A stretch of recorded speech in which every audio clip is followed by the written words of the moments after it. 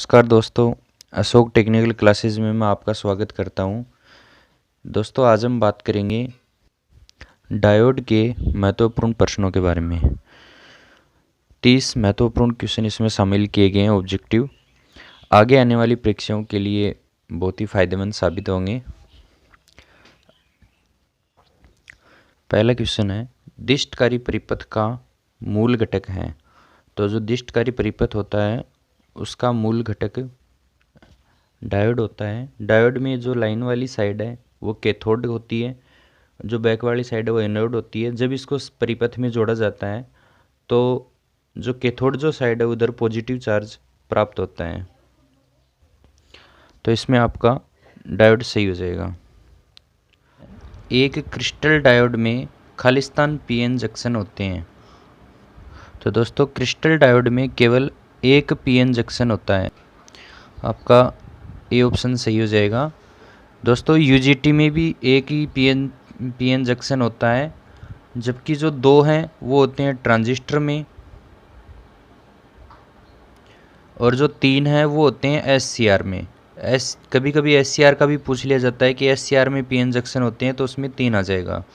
अगला क्वेश्चन है, डायोड में रिवर्स धारा का मान किस में व्यक्त किया जाता है। तो दोस्तों, डायोड में रिवर्स अवस्था में बहुत ही कम मान की धारा प्रवाहित होती है, बिल्कुल नगण्य के बराबर। तो वो आती है आपकी माइक्रो एम्पियर में।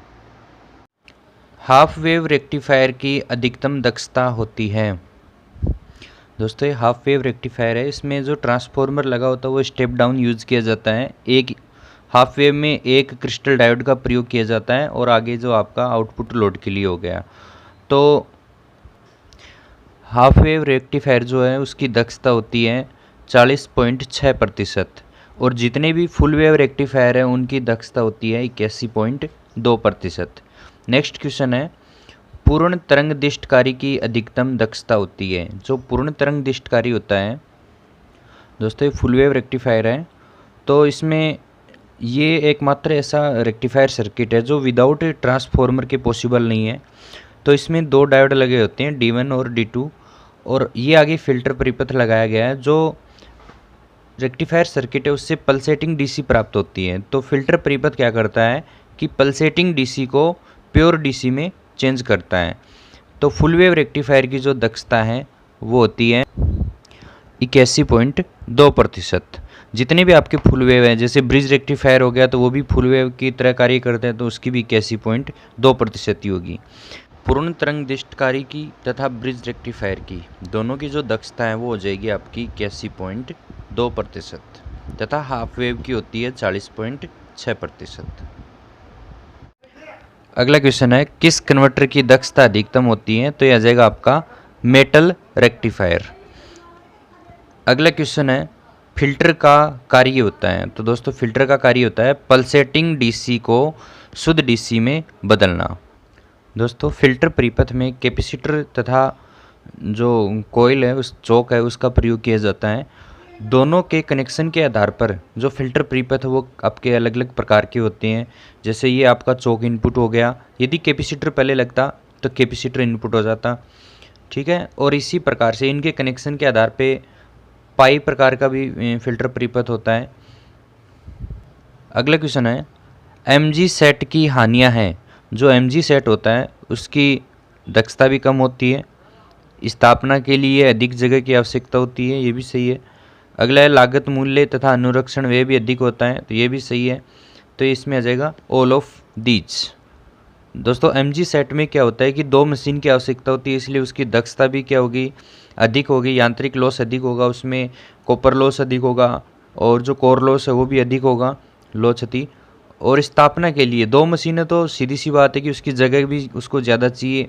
2 मशीनों की लागत मूल्य भी अधिक होगा, कॉस्टली होगा, और जो मेंटेनेंस है वो भी क्या होगा, उसका अधिक होगा, इसलिए ऑल ऑफ दीज। अगला क्वेश्चन है, अर्ध तरंग दिष्टकारी के लिए रिफिल फैक्टर का मान होता है। तो ये होता है आपका अर्ध तरंग के लिए 1.21। अगला है, निम्न में से फॉर्म फैक्टर के लिए सही है। तो फॉर्म फैक्टर होता है आपका आरएमएस वैल्यू बटा एवरेज वैल्यू। अगला क्वेश्चन है, सिलिकॉन डायोड में फॉरवर्ड वोल्टेज ड्रॉप का मान होता है। तो जो सिलिकॉन डायोड होता है उसमें फॉरवर्ड वोल्टेज का मान होता है 0.7 वोल्ट। और जो जर्मेनियम होता है, जर्मेनियम के लिए जो प्रास होती है वो 0.1 से 0.3 वोल्ट होती है। यदि ऑप्शन में आपको दोनों मिलते हैं तो आपको 0.3 वोल्ट सही करना है। अगला क्वेश्चन है, उच्च वोल्टेज रेक्टिफिकेशन युक्ति है।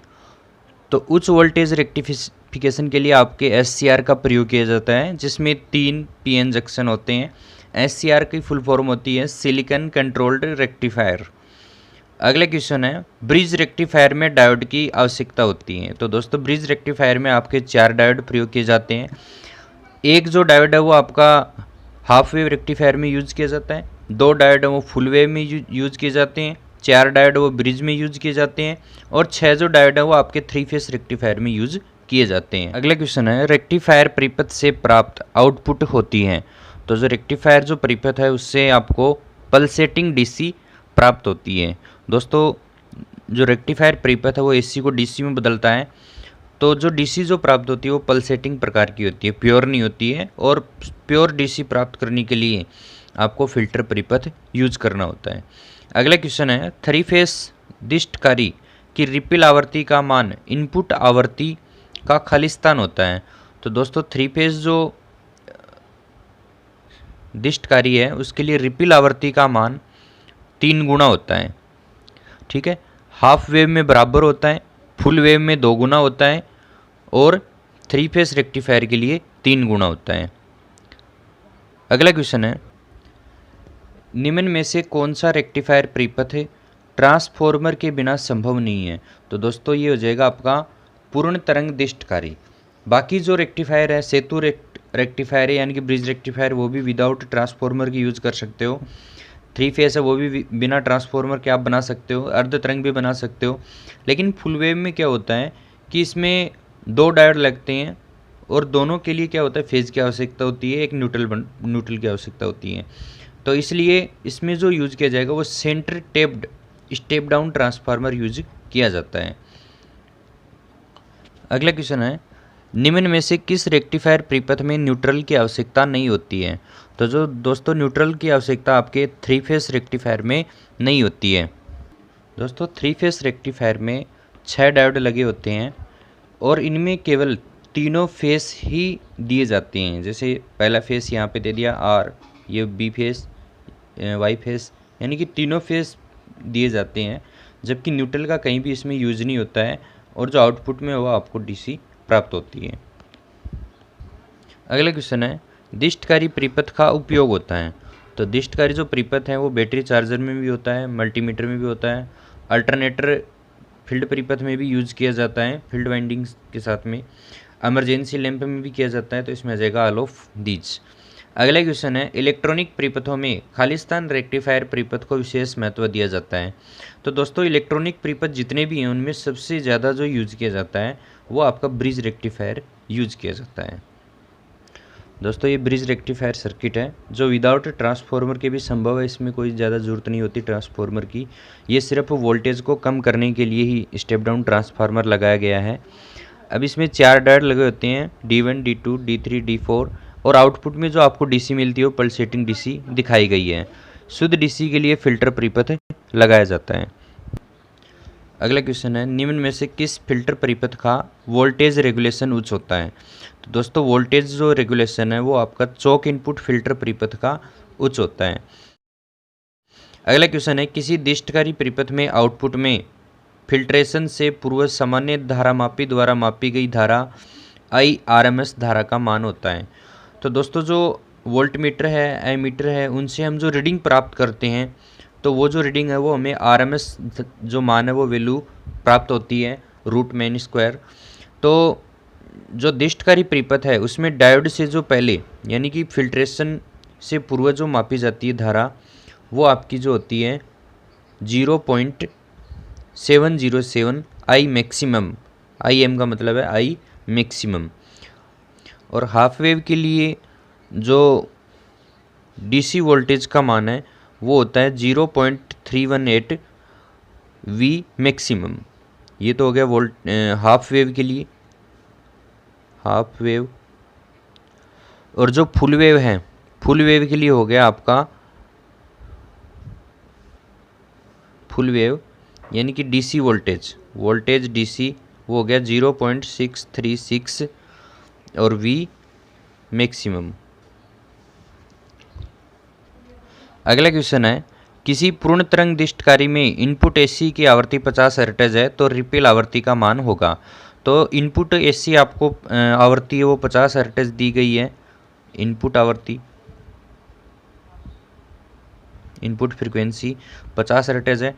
आपसे पूछा गया है पूर्ण तरंग के लिए, तो दोस्तों आपको याद होगा कि हाफ वेव के लिए तो बराबर होती है इनपुट आवृत्ति के, पूर्ण तरंग के लिए 2 गुनी होती है और 3 फेज के लिए 3 गुनी होती है। तो सीधा सीधा क्या हो जाएगा, 50 हर्ट्ज का 2 गुना यानी कि 100 हर्ट्ज सही हो जाएगा। किसी सेतु दिष्टकारी को 10 वाट एसी शक्ति प्रदान करने पर आउटपुट शुद्ध डीसी 7.5 वाट प्राप्त होती है, तो सेतु दिष्टकारी की दक्षता होगी। तो दोस्तों दक्षता का फॉर्मूला होता है दक्षता बराबर आउटपुट बटा इनपुट गुणा 100। तो यहाँ पर आपको, या फिर आप ये लिख सकते हो कि जो डीसी शक्ति है बटा एसी शक्ति गुणा 100, तो ये हो जाएगा आपका 7.5 बटा 10 गुणा 100। कट करोगे तो बिंदु से बिंदु कट, यानी कि 75% आ जाएगा। ऑप्शन बी आपका सही होगा। अगला क्वेश्चन है, सामान्यतः जंक्शन डायोड का उपयोग खालिस्तान तक ही किया जाता है। तो दोस्तों जो जंक्शन डायोड जो होता है उसका उपयोग 5 से 10 एम्पियर तक ही करते हैं, मैक्सिमम 10 एम्पियर तक ही यूज किया जाता है। उसके बाद में जो पावर रेक्टिफायर आ जाता है, पावर रेक्टिफायर यानी कि जैसे आपका SCR हो गया, इनका यूज किया जाता है जो 10 एम्पियर से उच्च धारा पे कार्य करते हैं। अगला क्वेश्चन है, डायक का उपयोग होता है। तो दोस्तों डायक का जो उपयोग है वो ट्रिगर में भी होता है, डिपर में भी होता है, गति नियंत्रक युक्ति में भी होता है, ऊष्मा नियंत्रक युक्ति में भी होता है। तो इसमें आ जाएगा ऑल ऑफ दीज। अगला क्वेश्चन है, जीनर डायोड को सदैव खालिस्तान अवस्था में संयोजित किया जाता है। दोस्तों जीनर डायोड को सदैव रिवर्स बायस में लगाया जाता है तथा यह वोल्टेज को नियंत्रित रखने के लिए यूज किया जाता है। दोस्तों जीनर डायोड है वो बाज़ार में कई प्रकार से उपलब्ध है। ये जीनर डायोड का सिंबल होता है जो जेड नुमा आकृति बनी होती है, ठीक है। तो इसका जो उपयोग है वो करते हैं वोल्टेज को नियंत्रित रखने के लिए। इसके अलावा दोस्तों आपका टनल डायोड हो गया। टनल डायोड है उसको इसाकी डायोड भी कहते हैं, और इसका जो उपयोग है नकारात्मक प्रतिरोध के कारण इसको टनल डायोड कहा जाता है। इसका जो डोपिंग जो क्षेत्र है वो 10 नैनोमीटर तक रखा जाता है। फोटो डायोड जो होता है उसको ये प्रकाश को विद्युत धारा में बदलता है, जैसे कि आपका सोलर सेल हो गया। एक आपका ये जो डायोड है इसका जो प्रयोग है वो SMPS तथा रिवर्स करंट प्रोटेक्शन में किया जाता है। इसमें क्या होता है कि केवल मुक्त इलेक्ट्रॉन ही आवेशवाहक होते हैं, होल्स इसमें नहीं होते हैं। इसे यूनिपोलर प्रकार का भी कहा जाता है डायोड। तो जीनर डायोड है वो आ जाएगा रिवर्स बायस में। अगला क्वेश्चन है, PIV यानी कि पिक इनवर्स वोल्टेज का मान खालिस्तान के बराबर होता है। तो दोस्तों पिक इनवर्स वोल्टेज का मान होता है √2 गुणा वोल्टेज। अगला क्वेश्चन है, निम्न में से फिल्टर परिपथ के लिए सही है। तो दोस्तों फिल्टर परिपथ के लिए ये आपका कैपेसिटिव फिल्टर परिपथ के लिए होता है, ये आपका इंडक्टिव फिल्टर परिपथ के लिए होता है। तो दोनों ही सही हैं आपके, तो इसमें हो जाएगा A व B दोनों। अगला क्वेश्चन है, 3 फेस रेक्टिफायर में इनपुट AC 50 हर्ट्ज है तो रिपेल आवृत्ति का मान होगा। तो दोस्तों आप सभी जानते हो कि जो 3 फेस जो रेक्टिफायर सर्किट है उसमें रिपेल आवृत्ति का मान 3 गुना होता है इनपुट आवृत्ति के, तो यानी कि 50 गुणा 3 आपका आ जाएगा 150 हर्ट्ज। यदि आपसे हाफ वेव की पूछता तो वो 50 हर्ट्ज हो जाती। यदि फुल वेव की रिपेल आवृत्ति पूछता तो वो 100 हर्ट्ज हो जाती है, लेकिन 3 PS की 3 गुनी होती है, इसलिए हो गई आपकी 150 हर्ट्ज।